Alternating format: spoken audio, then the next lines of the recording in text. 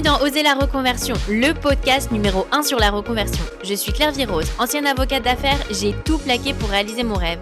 Et ça a été la meilleure décision de ma vie.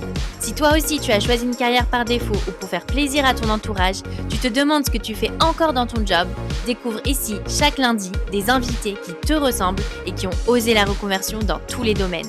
Ils nous racontent leur success story pour à ton tour oser la reconversion. Après avoir écouté plus de 100 invités reconvertis avec succès depuis plus de 3 ans, c'est maintenant à votre tour de sauter le pas. Tout au long du mois de novembre et à l'occasion de la Journée nationale de la reconversion du 21 novembre, plongez-vous dans notre challenge 30 jours pour oser la reconversion. Retrouvons-nous ici tous les jours pendant tout le mois de novembre.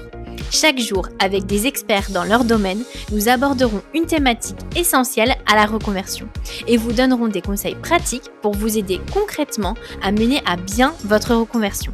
Rendez-vous sur notre site internet www.oserlareconversion.com pour recevoir le programme et workbook de chaque semaine.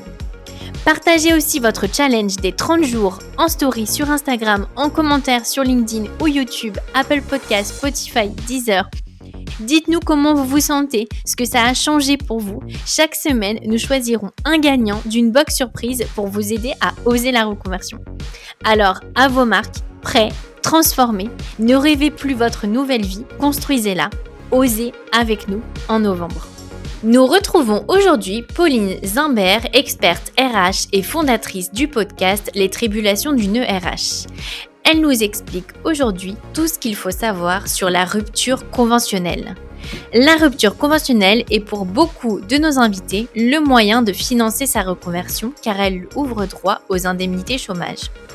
Pauline nous explique aujourd'hui ce qu'est une rupture conventionnelle et surtout comment la négocier avec son employeur pour qu'il nous l'accorde et surtout qu'il nous accorde un bon montant d'indemnité. Je vous laisse donc avec Pauline pour un sujet essentiel. Bonjour à tous, je me présente, je suis Pauline Zimbert, je suis la créatrice du podcast Les Tribulations d'une RH. Aujourd'hui, je suis devant vous pour vous parler de la rupture conventionnelle, comment bien négocier sa rupture conventionnelle. Alors je rappelle, la rupture conventionnelle, c'est un commun accord avec entre l'entreprise et le salarié pour pouvoir mettre fin au contrat de travail. Sous quelle forme est-ce que ça se formalise ? Ça se formalise sous une convention, sous la forme d'une convention. Donc on signe une convention. Pour arriver à cette convention et se dire la rupture conventionnelle a lieu, il y a un protocole assez classique, il y a 3 entretiens. Le premier entretien, c'est l'entretien de cadrage, donc l'entretien où l'entreprise explique aux salariés pourquoi est-ce que elle souhaite proposer la rupture conventionnelle à son salarié. Et la deuxième possibilité, c'est le salarié qui sollicite l'employeur pour dire je souhaite pouvoir bénéficier d'une rupture conventionnelle. Donc ça, cet entretien-là, c'est plutôt pour poser les bases et que ce soit clair les raisons du départ. Attention, la rupture conventionnelle, c'est accord des 2 parties. Donc si l'entreprise vous le propose mais que vous n'êtes pas d'accord, il n'y a pas possibilité de vous obliger à signer. Et si vous êtes salarié et que vous demandez une rupture conventionnelle, l'entreprise elle a la possibilité de refuser la rupture conventionnelle si elle n'est pas d'accord. Ensuite, le deuxième entretien qui va avoir lieu avant la signature de la convention de rupture conventionnelle, c'est l'entretien de négociation. Donc, négociation, c'est l'indemnité avec laquelle vous allez partir. Il faut savoir que ça ouvre droit au chômage, la rupture conventionnelle. Donc, vous allez vous retrouver avec les indemnités du chômage au minimum, une fois que vous avez signé la rupture conventionnelle. Pour ça, il y a un montant, donc, qui est le minimum, le plancher. Vraiment, ça ne peut pas aller en dessous. C'est le montant que vous percevriez si l'entreprise vous licencie. Donc, pour ça, il faut savoir que c'est, si vous avez moins de 10 ans d'ancienneté, 1/4 de mois de salaire par année d'ancienneté. Et si vous avez plus de 10 ans d'ancienneté, c'est 1/3 de mois de salaire par année d'ancienneté. Donc ça, c'est le minimum. Donc moi, ce que je vous conseille lors de ce deuxième entretien de négociation, c'est d'arriver avec ce montant plancher qui est connu. C'est-à-dire que vous savez que c'est le minimum. Vous allez aussi avoir, vos prétentions. Vous allez vous fixer un montant sur lequel vous allez être d'accord pour signer et valider cette rupture conventionnelle et que vous savez que en dessous vous allez refuser. Donc ça, c'est un montant qu'il faut aussi avoir en tête en arrivant à ce deuxième entretien. Il faut éviter les demandes trop élevées ou qui sont décorrélées de la réalité, puisque en fait c'est un risque que l'entreprise vous dise non, c'est pas possible et votre demande est trop élevée. Donc pour moi, il faut arriver à cet entretien-là en ayant déjà ces éléments en tête. Et ensuite, vous avez le troisième entretien, qui est l'entretien de signature. Donc la signature se fait. Vous avez ensuite 15 jours pour vous rétracter. Donc ce n'est pas du tout définitif. Ce que je pense, il est important de savoir, c'est que tout le monde n'est pas éligible à la rupture conventionnelle. Ce n'est pas possible de demander une rupture conventionnelle quand on est en CDD, puisque le contrat prend fin à une date prévue. Donc voilà, il n'y a pas objet à faire un accord pour partir, puisque le contrat le stipule déjà. Vous avez aussi les personnes qui sont en période d'essai. Ce n'est pas possible de demander une rupture conventionnelle. Et il faut au minimum 8 mois d'ancienneté. Une fois que vous savez de quoi il en retourne, il faut y aller. Pour moi, mon conseil, c'est d'y aller sereinement avec un projet qui est construit.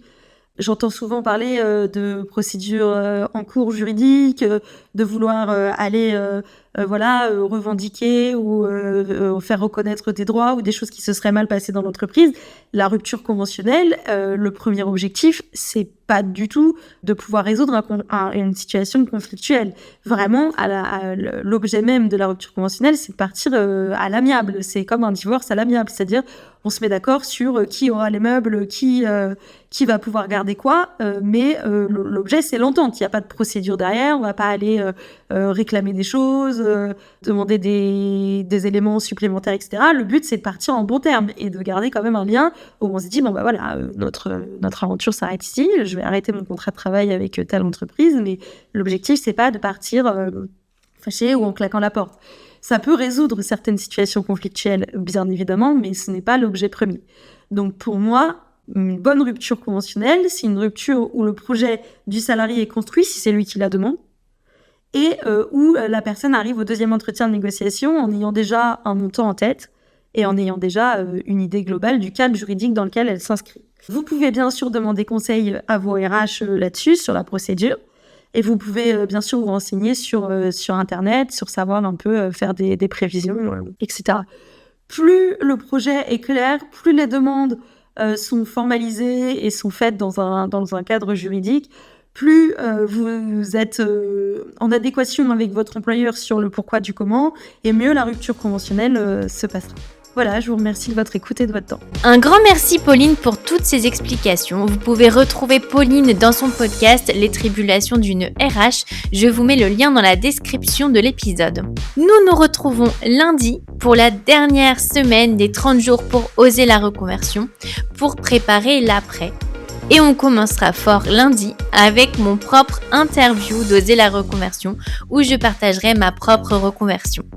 En attendant, n'oubliez pas de télécharger le cahier d'exercices sur www.oserlareconversion.com pour faire tous les quiz, les tests pour préparer à fond votre projet professionnel. On se retrouve donc lundi. Si vous avez aimé l'épisode, abonnez-vous et laissez-moi un commentaire si vous écoutez l'épisode sur YouTube. Et si vous écoutez l'épisode sur Apple Podcasts, Spotify ou Deezer, abonnez-vous et laissez une note 5 étoiles et un avis. C'est ce qui donne le plus de visibilité à ce podcast. N'hésitez pas à en parler autour de vous et à partager l'épisode sur les réseaux sociaux pour aider un plus grand nombre à oser la reconversion. Si vous souhaitez suivre les dernières actualités du podcast, rendez-vous sur notre compte Instagram @oserlareconversion et pour prolonger la discussion, rendez-vous sur notre groupe Facebook dédié aux auditeurs. Ensuite, si vous cherchez toutes les notes avec les références, allez dans le détail du podcast. Si vous souhaitez devenir annonceur, me proposer un invité ou me poser des questions, je serai ravie d'y répondre par mail à l'adresse partenariat@oserlareconversion.com.